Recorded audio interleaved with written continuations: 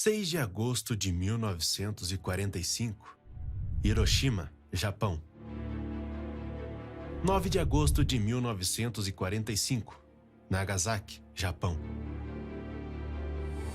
Estes foram dias terríveis para os moradores do Japão.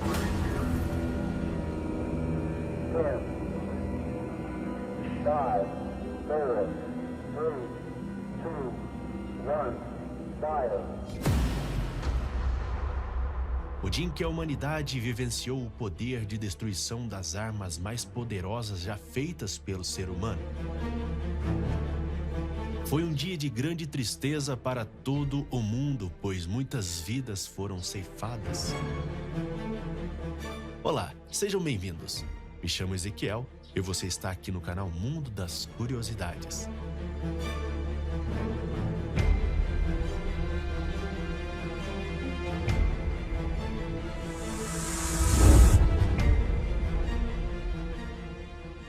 Você sabe como é o funcionamento dessas duas bombas que foi lançada nessas duas cidades? Bom, é sobre isso que iremos falar no vídeo de hoje. Peço que deixe seu like, a sua inscrição, seu comentário e ative o sininho de notificações para receber mais vídeos como este. Então vamos lá.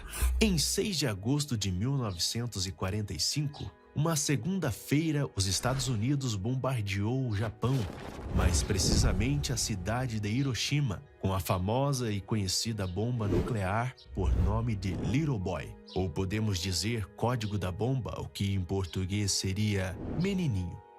Por volta das 8h14 da manhã do horário local, um avião muito conhecido na história sobrevoava a cidade de Hiroshima, o famoso Enola Gay, que estava sendo pilotado pelo tenente-coronel Paul Tibbets, a cerca de 9.450 metros de altitude, ou 31 mil pés.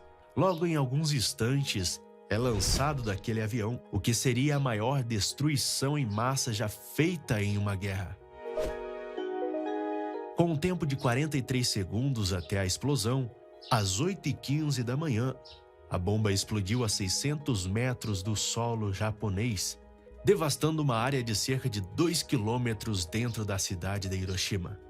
Muitas pessoas ficaram feridas e cerca de 70 mil pessoas mortas. E nos anos posteriores, mais pessoas tiveram doenças e até mesmo morreram por causa da radiação que a bomba deixou. Mas como foi exatamente o funcionamento para que a Little Boy fizesse esse grande estrago na cidade de Hiroshima? Little Boy tinha 3 metros de comprimento, 71 centímetros de largura e a massa era de aproximadamente 4.400 quilos. Urânio 235 e 3 anéis de U-235 são os materiais que continham dentro desta bomba. Para que houvesse a ativação da explosão, podemos comparar o mecanismo com o disparo de um revólver, onde quando o gatilho é acionado, acerta o cartucho com o propelente, no caso de um revólver a pólvora, acendendo e assim acontecendo a expansão dos gases, fazendo com que houvesse a expulsão do projétil em alta velocidade, o que também chamamos de ação pneumática. Com a Little Boy acontece a mesma coisa, essa ação pneumática tipo um revólver dinamite, que quando acionado o gatilho, o que jogava uma cadeia de urânio contra a outra, causando uma fusão nuclear que gerou uma gigantesca bola de plasma de 15 quilotons, destruindo tudo ao redor. Em 9 de agosto de 1945, uma quinta-feira, às 11 horas da manhã, os Estados Unidos lançou a segunda bomba atômica na cidade de Nagasaki, também conhecida como Fat Man. Em português seria Homem Gordo. Tem esse nome por conta do design e formato. A potência dessa bomba era para ser 2 vezes maior que a Little Boy. O poder de destruição dela era para ser muito mais devastador e destrutivo. Mas não foi bem assim o que aconteceu.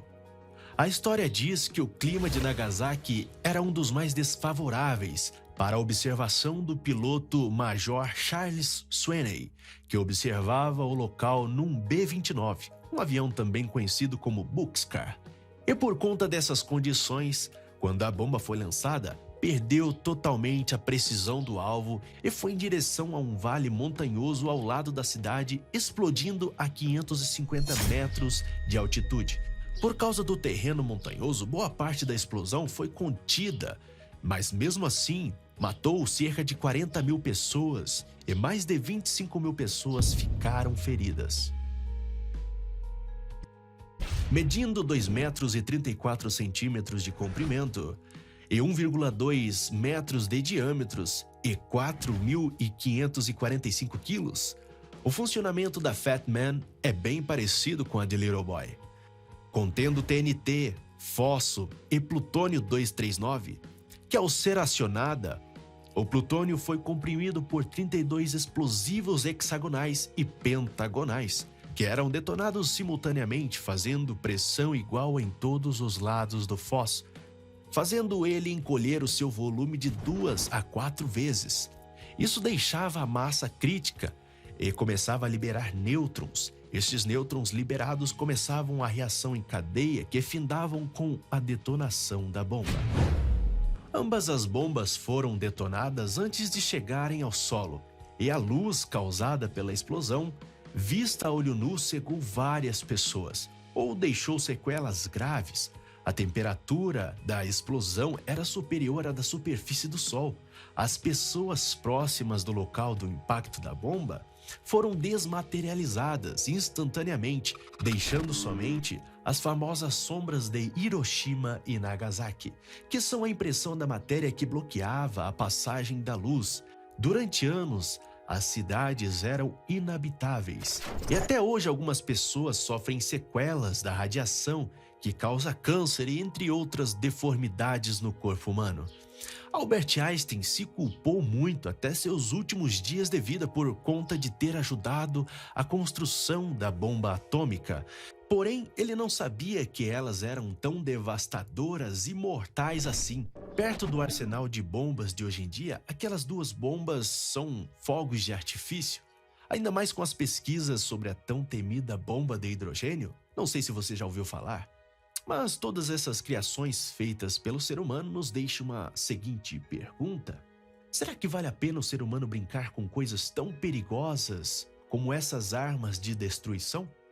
Como disse o próprio Albert Einstein, não sei quais armas serão usadas na Terceira Guerra, mas a quarta será paus e pedras.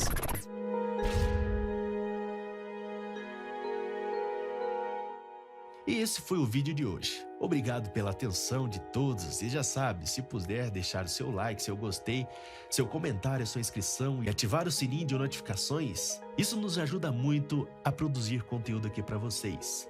É isso aí, pessoal. Muito obrigado por tudo e até a próxima. Tchau!